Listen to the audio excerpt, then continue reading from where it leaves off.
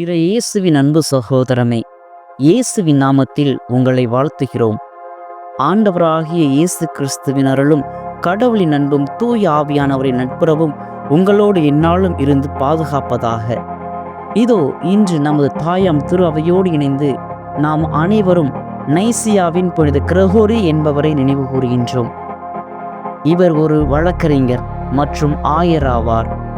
இவர் கிபி 335ஆம் ஆண்டில் கப்போதோக்கியாவின் நியோகேசரியாவில் பிறந்தார். இவர் ஒரு செல்வாக்கு மிகுந்த குடும்பத்தைச் சேர்ந்தவர்.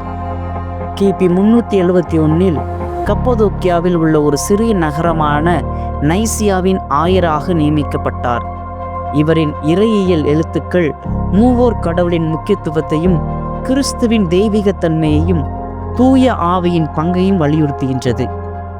இவர் தனது வாழ்வில் செய்த மிகப்பெரிய சாதனை என்னவென்று பார்க்கும் பொழுது, இவர் அடிமைத்தனத்திற்கு எதிராக குரல் கொடுத்தவராகவும் பெண்கள் கல்வியை ஆதரித்தவராகவும் இருக்கின்றார்.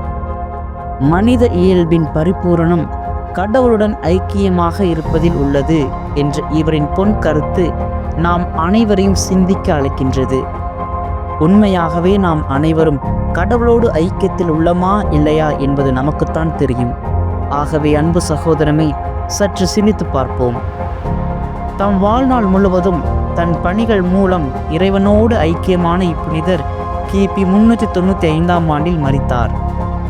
புனித கிரகோரியின் மரபு ஆழமானது. இவர் ஆரம்ப கால கிறிஸ்தவ திருச்சபையின் மிக சிறந்த இறையியலாளர்களில் ஒருவராக நினைவு கூறப்படுகிறார்.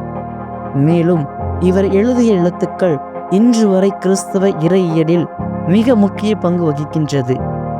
இவர் தத்துவ ஞானிகள், இறையியலாளர்கள், கல்வியாளர்கள், மாணவர்கள் ஆகியவர்களுக்கும் ஞானத்தையும் அறிவையும் தேடுபவர்கள், அறிவுசார் அல்லது ஆன்மீக சந்தேகங்களுடன் போராடுபவர்களுக்கு பாதுகாவலராக திகழ்கிறார்.